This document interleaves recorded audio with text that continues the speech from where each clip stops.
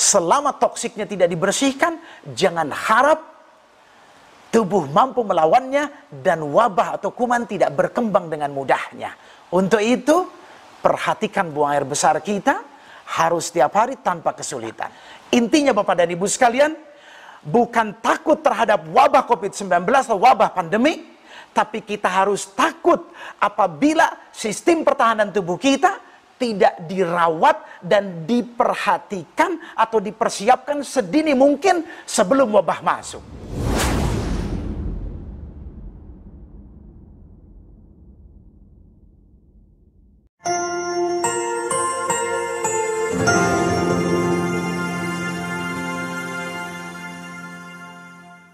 Warahmatullahi wabarakatuh. Makanan selamanya dan selalu menjadikan obat yang terpenting untuk pertahanan tubuh kita. Kalau satu negara punya tentara, ada prajurit, lalu ada tentara yang dididik secara khusus seperti Kopassus, mereka tidak mungkin bisa melawan musuh kalau mereka tidak dilatih dan tidak terlatih untuk melawannya. Dan ketika mereka sudah dilatih dan terlatih, maka mereka harus dipersenjatai dengan sistem persenjataan yang begitu hebat, yaitu makanan. Hippocrates mengatakan, let thy food be your medicine. Jadikanlah makanan utamamu obat utamamu. Bapak dan Ibu sekalian, apabila sistem dalam tubuh kita dilatih, setiap ada serangan musuh, maka mereka akan dengan sigap mengenali musuh, lalu memanggil seluruh sistem pertahanannya, lalu mengkoordinasikannya dan menata strategi apa yang harus dipersiapkan untuk melawan musuh. Maka pemerintah tidak akan dibikin bingung dengan menerapkan metode PSBB, lockdown. Sesudah PSBB dibuka, dilakukan PSBB yang kedua. Dan tidak jarang mungkin akan muncul PSBB berikutnya. Bapak dan Ibu sekalian, sampai kapan kita harus bersembunyi dari wabah dan virus? Karena disadari atau tidak, kalau virus sudah berada pada lingkungan kita, kita harus belajar bersahabat dan melatih sistem imun kita untuk berkenalan dan melawan penyakit. Bapak dan Ibu sekalian, satu dan lain hal, kadang penyakit tidak selalu kita bisa hindari. Masyarakat sudah sangat salah dididik dengan pola pikir yang salah. Dan kalau saya amati di media massa, mereka cuma sibuk mendidik masyarakat untuk pakai masker, jaga jarak, cuci tangan.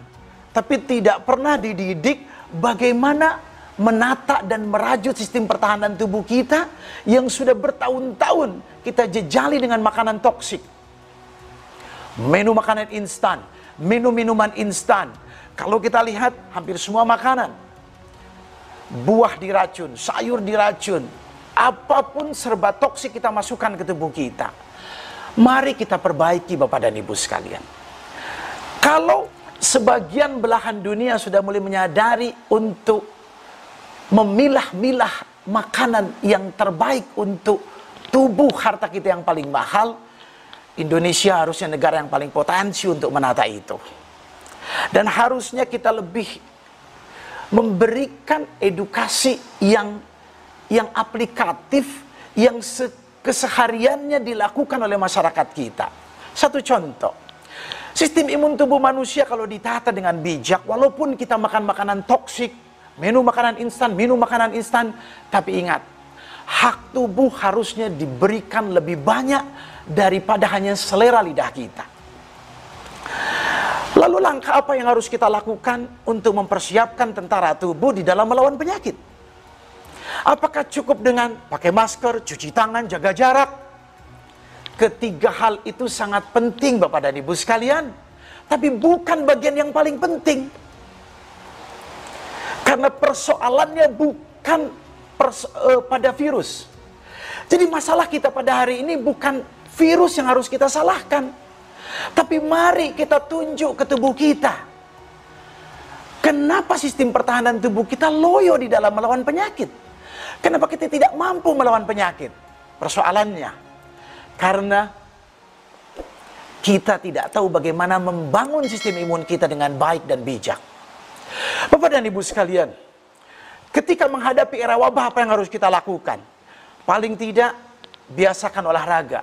Minimal 30 menit dalam satu hari, diikuti jemur sinar matahari 30 menit setiap harinya.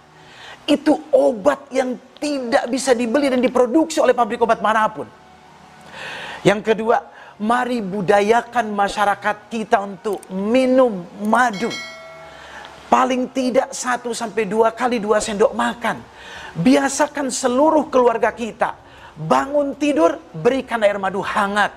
Bahkan dalam Islam, Nabi kita mensunahkan memberikan air madu hangat di pagi hari.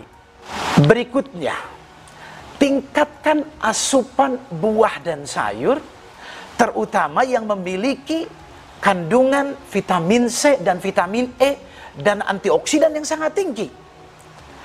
Bapak dan Ibu sekalian, Indonesia negara yang kekayaan hayatinya terkaya di dunia. Dengan mudah buah-buahan bisa tumbuh. Jambu biji, pepaya, buah naga merah, jeruk, nanas, itu buah yang antioksidannya sangat tinggi. Didik masyarakat kita untuk menjadikan buah jadi menu utama setiap hari. Bahkan seharusnya, kalau kita belajar memahami sistem pencernaan tubuh kita, harusnya sarapan pagi kita dibiasakan dimulai dengan makan buah-buahan segar sebelum kita berikan makanan padat. Kalaupun dengan satu dan lain hal, karena kita mau melakukan tugas bekerja atau anak-anak harus pergi sekolah, mereka harus diberikan makan nasi, awali dulu dengan buah sebelum makanan padat kita berikan. Jika mungkin di era wabah pandemik ini, minum lemon juice campur madu 2 kali sehari. Jangan nunggu wabah itu masuk baru kita makan buah, minum lemon juice, lalu merubah pola makan. Tata sebelum kita terjangkit virus. Bapak dan Ibu sekalian, budaya minum pada masyarakat kita pun sudah sangat salah. Kebiasaan masyarakat kita hanya minum ketika makan, dan tidak jarang makan didorong pakai air. Dan itu kebiasaan yang sangat jelek untuk pencernaan kita dan untuk sistem pertahanan tubuh kita. Biasakan minum jangan kurang 2 liter dalam satu hari, dan disarankan minum 1,5 jam atau 2 jam sebelum dan 2 jam sesudah makan. Apabila karena satu dan lain hal seperti kita terselak makanan, apabila kita tersedak itu karena kita makan tergesa-gesa, boleh kita minum tapi jangan terlalu banyak. Sehabis makan kita terbiasa minum, boleh kita minum tapi jangan lebih setengah gelas. Kumur-kumur dulu di mulut biar bercampur dengan berbagai enzim di dalam mulut. Jangan langsung kita minum teguk 1-2 gelas dalam satu waktu. Bapak dan Ibu sekalian, ada obat bahan alam dan juga itu bisa bagian daripada makanan rutin yang kita bisa berikan, yaitu Obasilicum seed atau yang kita kenal dengan biji selasih. Kalau masyarakat Indonesia paham akan kehebatan dan khasiat daripada biji selasih, saya yakin setiap orang akan membawanya kemanapun dia pergi. Bapak dan Ibu sekalian, biji selasih merupakan sumber serat yang mudah kita konsumsi, yang mudah kita berikan kepada anak-anak kita, yang kita mudah untuk bawa kemanapun kita pergi. 2 sendok teh biji selasih mencukupi kebutuhan harian serat dalam tubuh kita. Mari kita lihat, berapa banyak kita makan sayur. Apakah anak-anak kita sekarang sudah terbiasa mengkonsumsi sayur? Anak-anak kita sekarang jarang makan buah, apalagi makan sayur, Bapak dan Ibu sekalian. Selama kita belum mampu mendidik anak kita makan buah dan sayur yang cukup, paling tidak upayakan mereka mengkonsumsi Obasilicum seed atau biji selasih 2 sendok teh setiap hari, campurkan dengan air hangat, campur madu 2 sendok makan.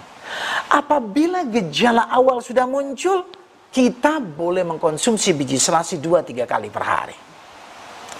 Bapak dan Ibu sekalian, ada hal yang tidak kalah pentingnya di dalam menata dan membangun sistem pertahanan tubuh kita, yaitu perhatikan buang air besar kita harus setiap hari. Yang normal 2 kali dalam 1 hari, minimal 1 kali tanpa kesulitan.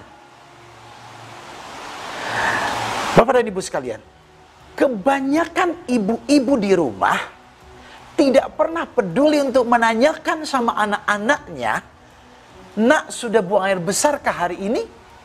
Tapi mereka lebih sibuk menanyakan, "Nak, sudah makan atau belum?" Padahal tubuh anak-anak kita kalau dia lapar pasti minta makan, tapi dia tidak pernah peduli tubuhnya sudah buang air besar atau tidak. Bapak dan Ibu sekalian, kuman, bakteri atau virus hanya bisa berkembang apabila dalam tubuhnya banyak penumpukan toksik yang jadi lahan empuk untuk berkembangnya kuman. Selama toksiknya tidak dibersihkan, jangan harap tubuh mampu melawannya dan wabah atau kuman tidak berkembang dengan mudahnya. Untuk itu, perhatikan buang air besar kita harus setiap hari tanpa kesulitan. Dan yang terakhir yang tidak kalah pentingnya, kita negara yang kekayaan hayatinya terkaya di dunia, kita dengan mudah untuk mendapatkan obat-obat dari bahan alam. Konsumsi obat bahan alam sesuai kebutuhan, sesuai karakter tubuh masing-masing. Paling tidak, temulawak merupakan ginseng terhebat milik Indonesia, tanaman asli obat Indonesia, dan apabila dirutinkan dosis yang wajar setiap hari di era wabah, itu tidak kalah pentingnya untuk membangun sistem pertahanan tubuh kita agar Kopassus tentara tubuh kita siap untuk melawan wabah penyakit kapanpun dibutuhkan ketika wabah masuk ke dalam tubuh kita. Intinya Bapak dan Ibu sekalian, bukan takut terhadap wabah COVID-19 atau wabah pandemi, tapi kita harus takut apabila sistem pertahanan tubuh kita tidak dirawat dan diperhatikan atau dipersiapkan sedini mungkin sebelum wabah masuk. Terima kasih, saya cukupkan sampai di sini. Wassalamualaikum warahmatullahi wabarakatuh.